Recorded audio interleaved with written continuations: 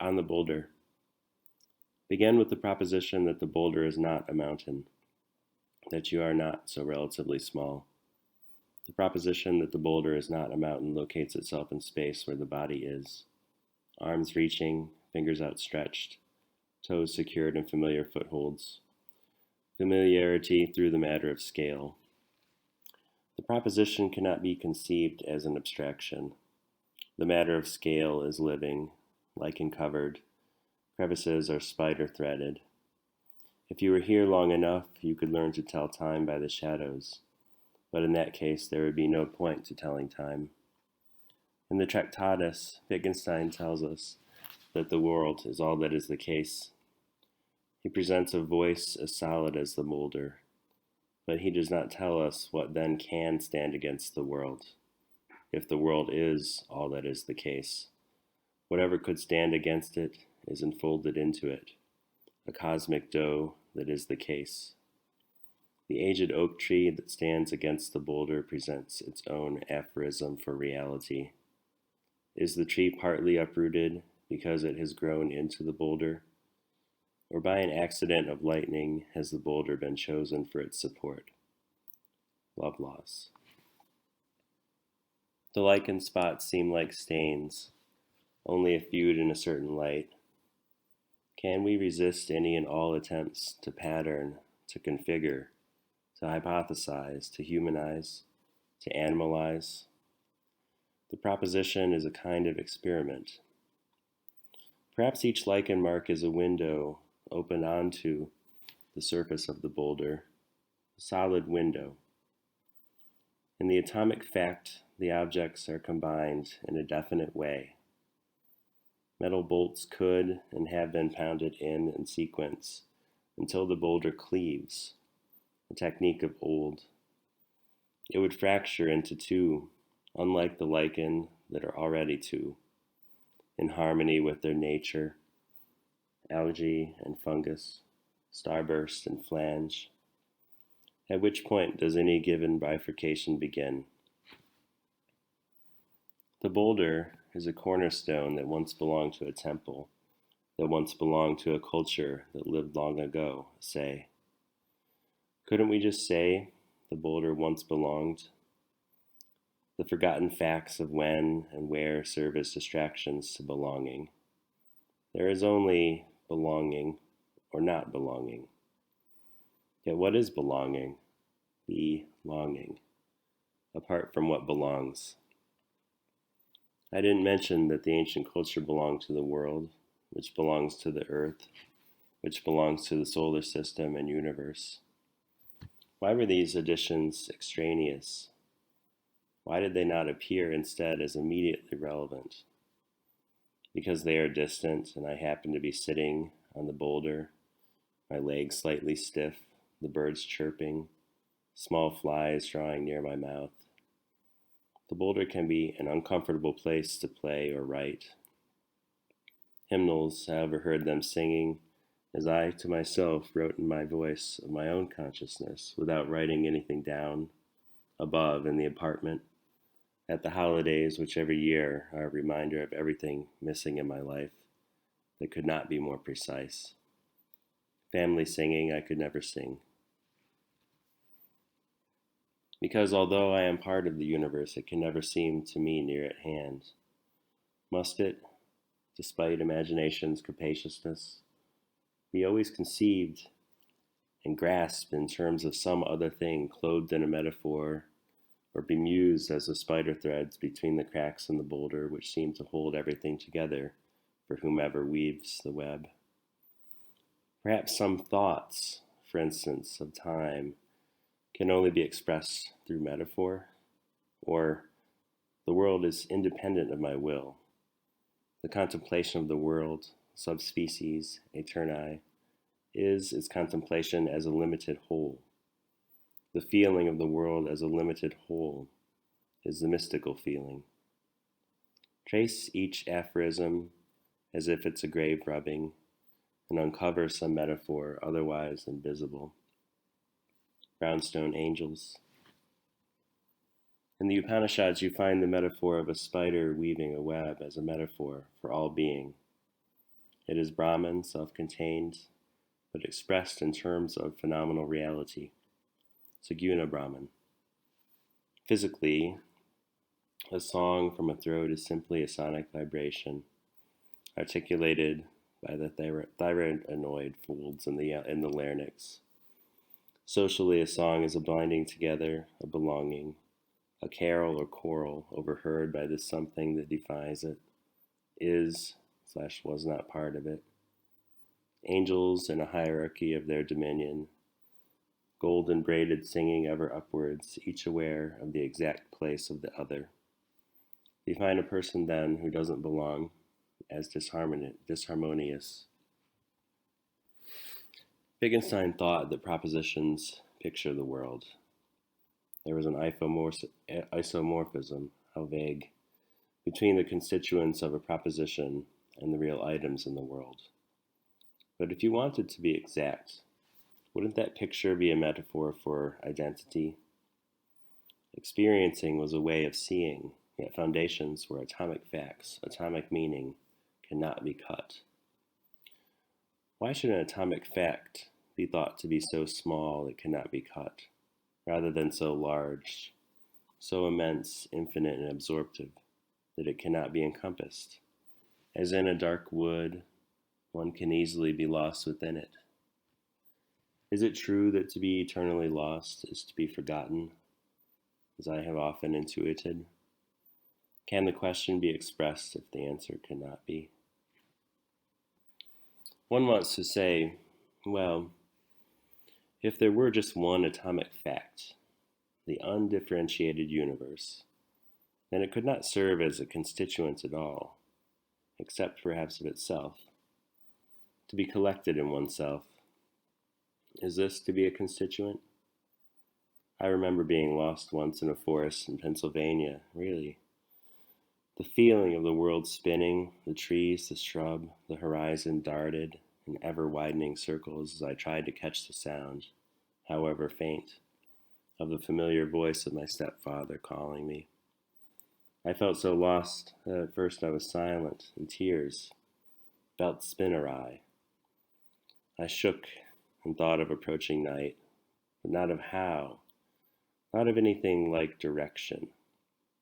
I was a microcosm. The world is independent of my will. The small world in the woods focused itself to a point, and the boy in the small world in the woods collected into myself. Instinctively, I stayed put. When eventually I was reunited through a convergence of voices, belonging meant having a way home, or at least a path. I think of the time before my mother and stepfather met, the time before the commutes every other weekend from Michigan to Pennsylvania, before that time when neither had a sense of belonging but each sought each other's belonging. If I think back far enough, the woods are pristine, the gunshots absent, the creeks flow with leaves and beavers look up at the sunlight as it obeys an eternal path, brown eyes searching for nothing in specific, occupying their own points on this evolutionary timeline, everything being necessary, everything seemingly inconsequential, love in the musk scent as dusk falls, not love but desire's consuming meal. I am here again, at the Boulder, which belongs to Sleeping Giant, and probably had a Quinnipiac name once. Like the exit off the highway before reaching Sleeping Giant, Montevies, a chief's name meaning little god. All I know is I am here again. Plane drones on overhead. In the distance, cheers and shoutings from a baseball game. If the silence I had wanted of the Boulder today were more pure, perhaps it would be oppressive. Wittgenstein admits at one point that the two youths and their two horses, and the lilies in the field, are in a certain sense one. Are they one by being objects of the same story, belonging to the atomic fact of their fictional world? The gramophone record, the musical thought, the score, the waves of sound, all stand to one another in that pictorial internal relation which holds between language and the world. To all of them, the logical structure is common. I have too often wanted to forget that corresponding to this logical structure, there is an actual worldly structure, a groove. Falling out now and again reminds me. It was at a bowling alley when my stepfather asked if my mother was ready to begin to date again. I tenuously said yes. I didn't really know. We were winning, and the lanes were streaked with grease. The hot, cold, dim, bright, good, bad, weird, normal, fun, boring, contrast dominating my mind as an adolescent must have somehow subtly shifted when he asked the question. My mother, with her doe eyes and hair in braids, who had paraded me around. Her courage as she finally decided to divorce my father, whose situation is a story for another time. So much stuff can happen. I'm not going to give you the voice to seek it. You find it yourself as this sort of thing that can be manipulated in various ways. So manipulated, you think of yourself as this sort of thing that can be manipulated, forgetting that you determine yourself. Are you a thing? Are you a propositional constituent? Are you a process? Given your mood now, are you really what you take yourself to be? Is it any comfort knowing what you are or are not? I do take some joy in my mother and stepfather falling in love. Not that it was easy. My stepdad's fists, which used to box to work a steel plant, my father's elbows by the screen door, which seemed to have its own perspective on things, as a thing might be expected to, the swinging and blockading as some unnatural hindrance to its duty to be a door.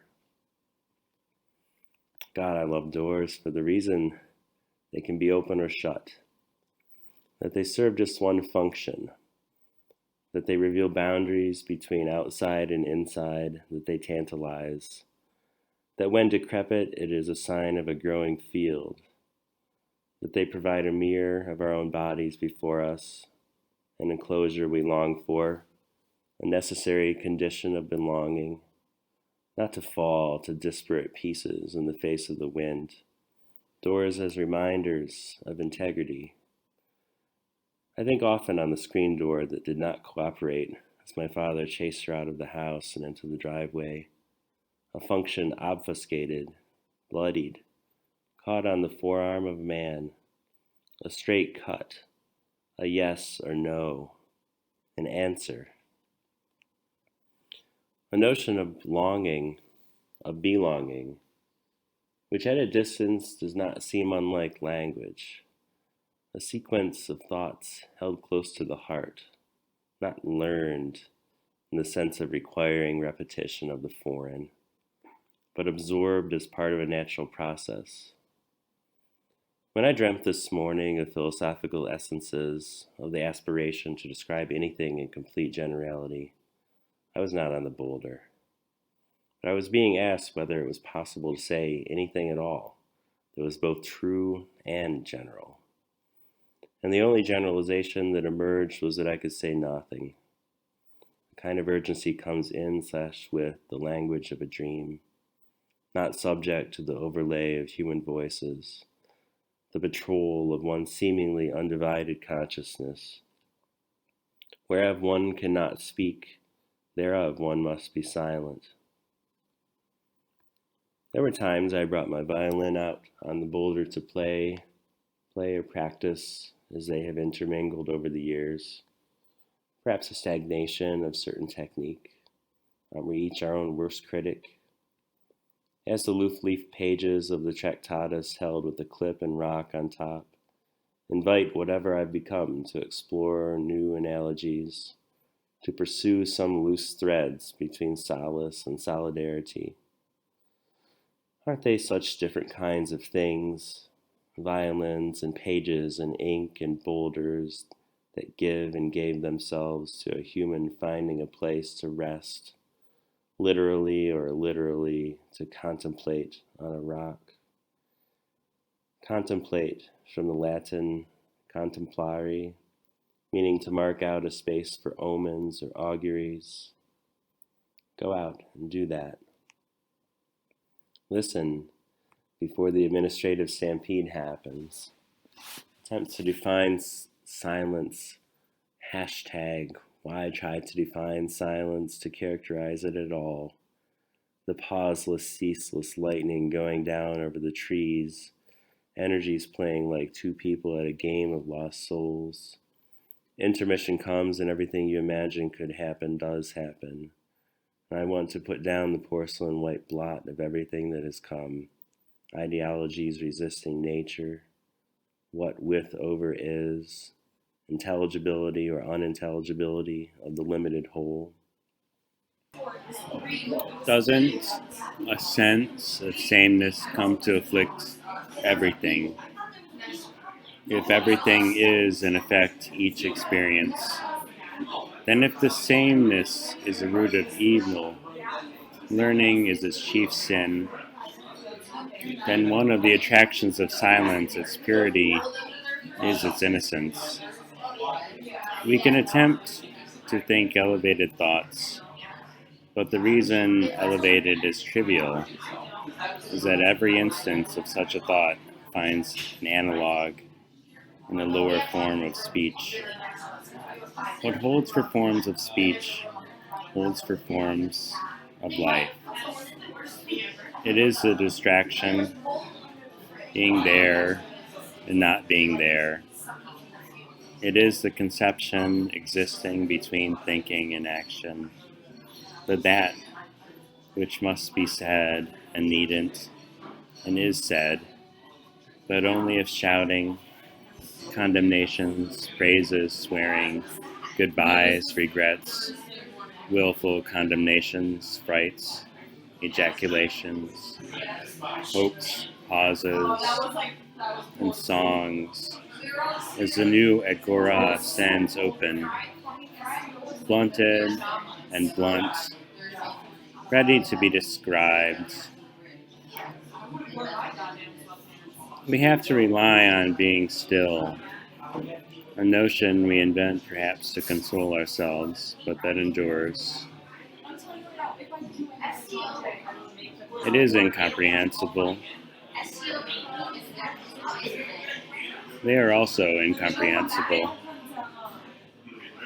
We must imagine that at the premiere of Oedipus, someone in the audience shouted, "That was a great fucking line." The simple fact, she lacks the vocabulary to describe worth without loss of dignity.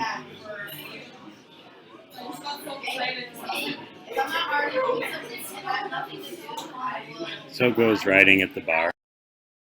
When Wittgenstein had some free time, he used his engineering skills to design a radiator. Its simplicity of design, its elegance and utility, its thingness made one think that the possibility of salvation found in cave fire or warmth did not restrict itself to a natural setting, a heap of clay that constitutes a bread oven, an open pit covered with banana leaves, a potluck laid with ash remnant.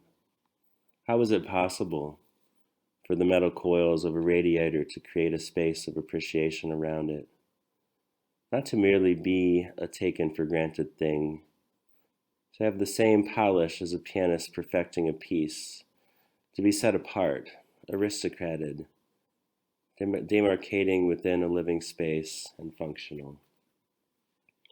Those who know fire know a rock stays hot, transmits heat despite the solidity of its surface. The heat longs to stay close to the coals, to belong there. The radiator, I imagine hissing and sputtering in winter in the corner of a room, also longs for this more abstract thing, to fulfill its function according to its design, as any artifact. All else, then, is extraneous. The world, its propositions, its endless stream of speech acts. What besides winter is there when Wittgenstein conceived this? The window slightly open, the slope of the Alps receding in memory, snow falling like quickening glass fingertips, and soft white flurries advancing and advancing against this one point of protection, of comfort. The crisscrossing chalk marks on the board where he posed for his famous photo, lashing into meaningless squiggles that had had for a moment when he composed the blue books a meaning.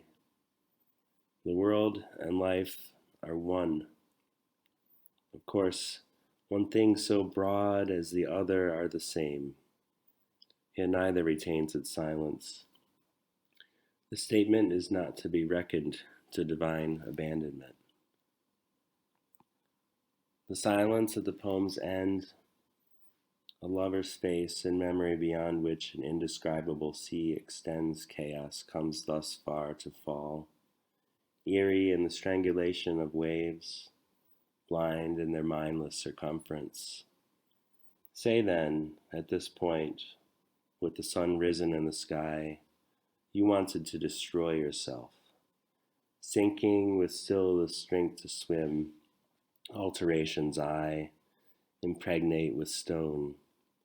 Some silences have the force of a demonstrative here, encloses one in a space indicated by the expression. The lines create their own kind of interior space, the entrance to which is the final line, so that the impression of silence is a kind of door opening into a living room. Your smile stood out, the corners of your mouth smooth like the rounded edges of the radiator designed as an afterthought, or like the Boulder slope, not designed to be so sharp and analytical.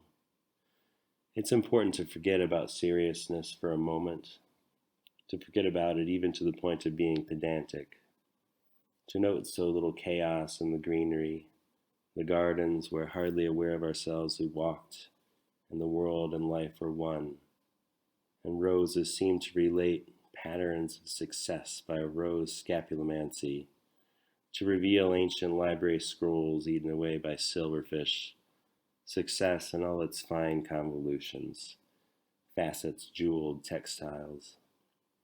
The roses were illegible, the scrolls illegible, and the jewels, as was our past skirting around a wedding where we were caught at the far edge, part of a photo worn away like a smile, the same creased softnesses, a picture of what could have been.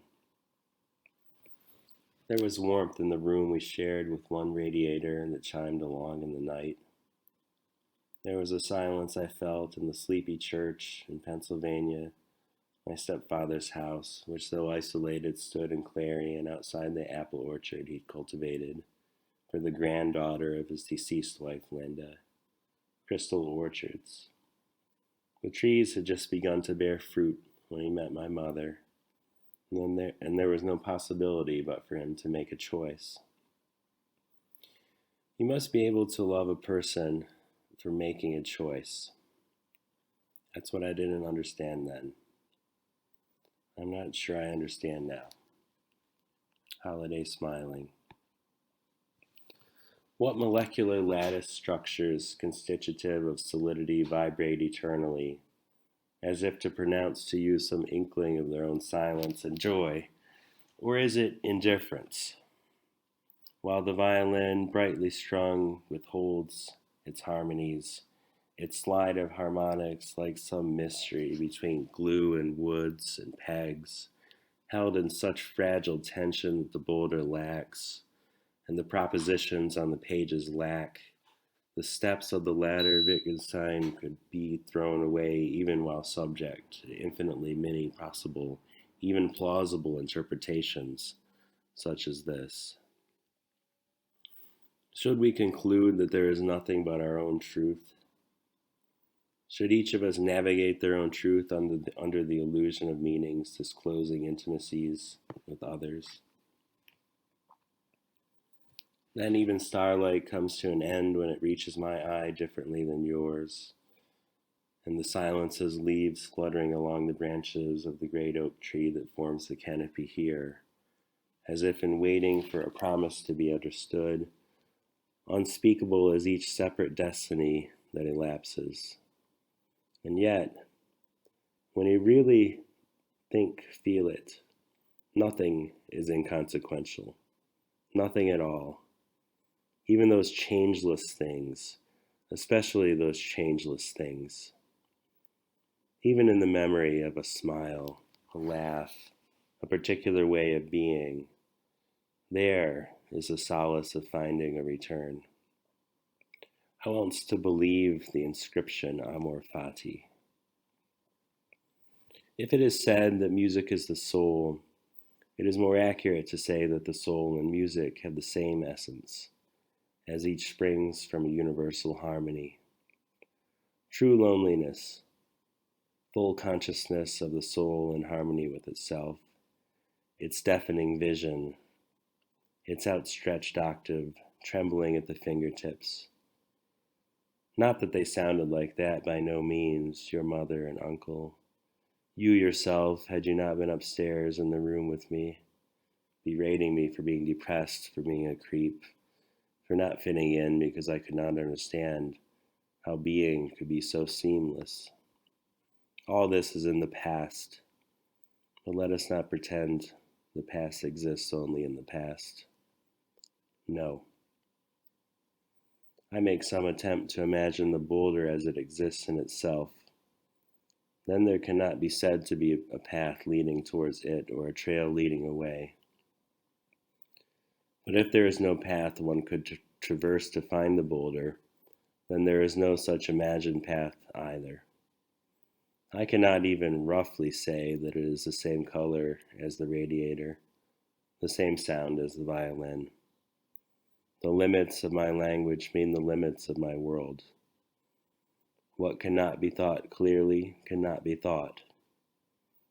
This immensely lonely life that fails to be interrupted by the laughter of children.